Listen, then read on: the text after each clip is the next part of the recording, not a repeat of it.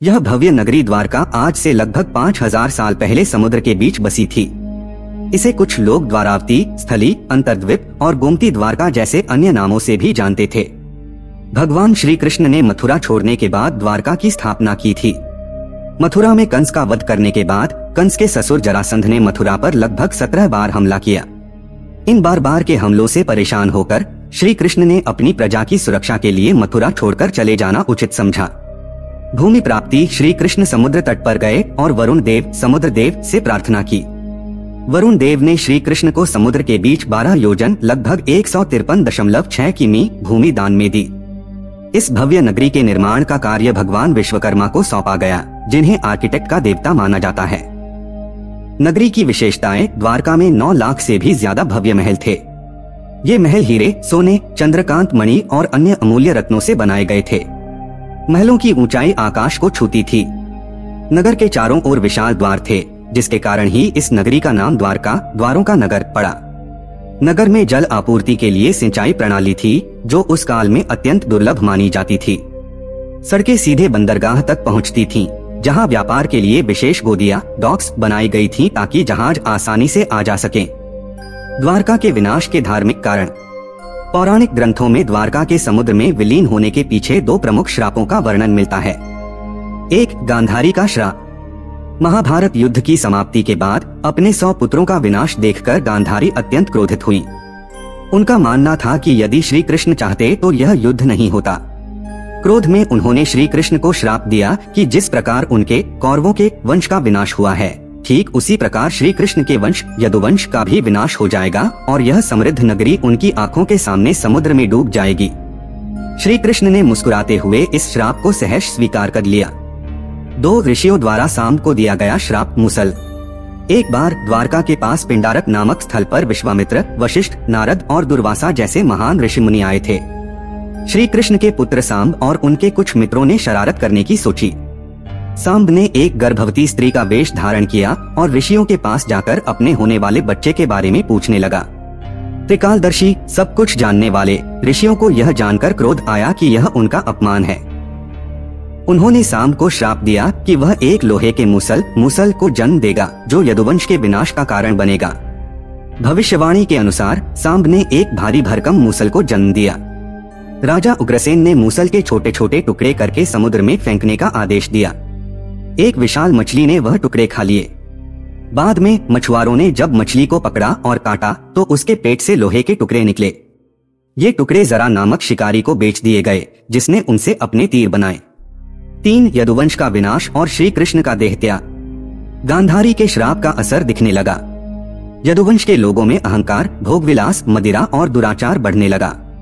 समय बीतने पर यदुवंशियों ने प्रभास तीर्थ में एक उत्सव आयोजित किया। शराब और अहंकार के कारण यह उत्सव युद्ध भूमि में बदल गया और वे आपस में ही उन हथियारों, जिनमें मूसल के टुकड़े समाहित थे, से लड़ने लगे। श्री कृष्ण ने अपने पुत्रों सांब, चारुदेशन, अनिरुद्ध, प्रद्युम्न सहित पूरे यदुवंश का विनाश अपनी आंखों के सामने होते देखा। विनाश के बाद श्री कृष्ण ने वन की ओर प्रस्थान किया और एक वृक्ष के नीचे विश्राम की अवस्था में लेट गए। उसी समय जरा शिकारी वहां पहुंचा और श्री कृष्ण को हिरण समझकर मूसल के टुकड़े से बने बाण से उनके पैरों पर वार कर दिया। बाण लगने के पश्चात श्री कृष्ण ने यह लोक त्याग दिया। श्री कृष्ण के मृत्यु के साथ ही पूरी द्वारका नगरी पानी में समा गई। अर्जुन द्वारा नगरवासियों का निष्क्रमण। श्री कृष्ण ने अपने सारथी दारुक को हस्तिनापुर भेजा ताकि वह अर्जुन को पूरी घटना बताकर द्वारका ले आए।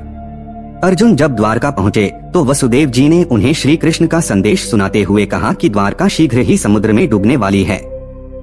अर्जुन ने श्री कृष्ण के परिजनों और सभी नगरवासियों को लेकर इंद्रप्रस्थ की ओर प्रस्थान किया।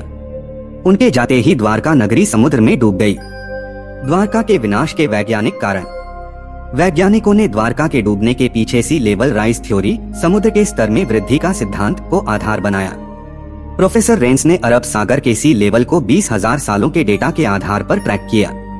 इस रिसर्च के अनुसार 9,000 साल पहले समुद्र का स्तर आज के मुकाबले 25 मीटर नीचे था। वैज्ञानिक मानते हैं कि लगभग 5000 ईसा पूर्व के बीच समुद्र का स्तर अचानक बहुत तेजी से ऊपर उठ गया। भूगर्भ शास्त्रियों की रिपोर्ट से पता चला कि द्वारका उस जमीन पर बसी थी जिसे समुद्र से निकाला गया था, लेकिन समुद्र ने बाद में उसी जमीन को वापस निगल लिया। सोनार मैपिंग से पता चला कि यह डूबाव अचानक किसी सुनामी या आपदा के कारण नहीं, बल्कि एक धीमा और क्रमिक डूबाव था, क्योंकि जैसे जैसे समुद्र का स्तर बढ़ा, मंदिर और घर धीरे धीरे खिसकते गए। यह समुद्री हलचल सिर्फ भारत तक सीमित नहीं थी, बल्कि दुनिया के कई हिस्सों, कैरेबियन, इंडोनेशिया में भी इसी दौर में समुद्री आपदाओं के सबूत मिले। द्वारका की ऐतिहासिक खोज। लंबे समय तक द्वारका को केवल एक पौराणिक नगरी माना जाता था। इसकी खोज ने उन लोगों को सोचने पर मजबूर कर दिया जो इसे सिर्फ मिथ मानते थे। शुरुआती सुराग 1930 गुजरात के ओखा तट के पास मछुआरों और गोताखोरों ने समुद्र के अंदर अजीब पत्थर और ढांचों को देखने की बात बताई। अरब सागर के ऊपर उड़ान भरने वाले पायलटों ने भी पानी के नीचे सीधी रेखाओं जैसी आकृतियां देखीं। 1963 भारतीय पुरातत्व सर्वेक्षण विभाग ASI ने पहली बार बेट द्वारका के पास खुदाई शुरू की, जहां प्राचीन बर्तन, मूर्तियां और पक्के ढांचे मिले।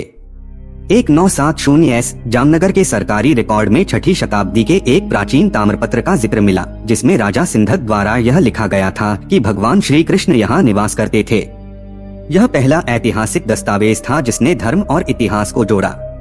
डॉक्टर SR राव का अभियान 1979 से 1992 उदास स्माइली SR राव ASI के वरिष्ठ अधिकारी और शुरुआती समुद्री पुरातत्वविद ने 1979 में गोवा स्थित national institute of oceanography NIO की मदद से भारत में पहली बार समुद्र के नीचे पुरातात्विक खोज की नींव रखी।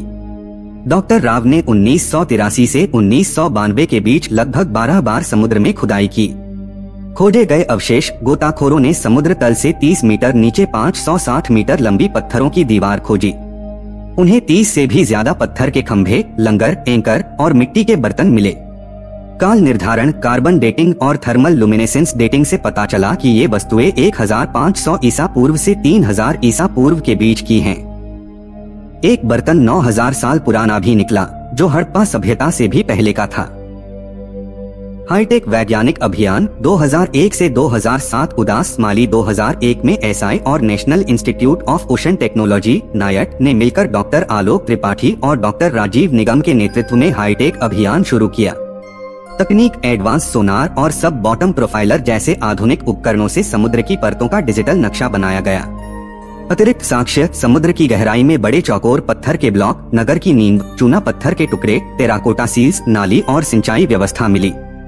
इन सबूतों ने साबित किया कि द्वारका सिर्फ कल्पना नहीं, बल्कि एक व्यवस्थित और समृद्ध सभ्यता थी जो समुद्र में समा गई थी।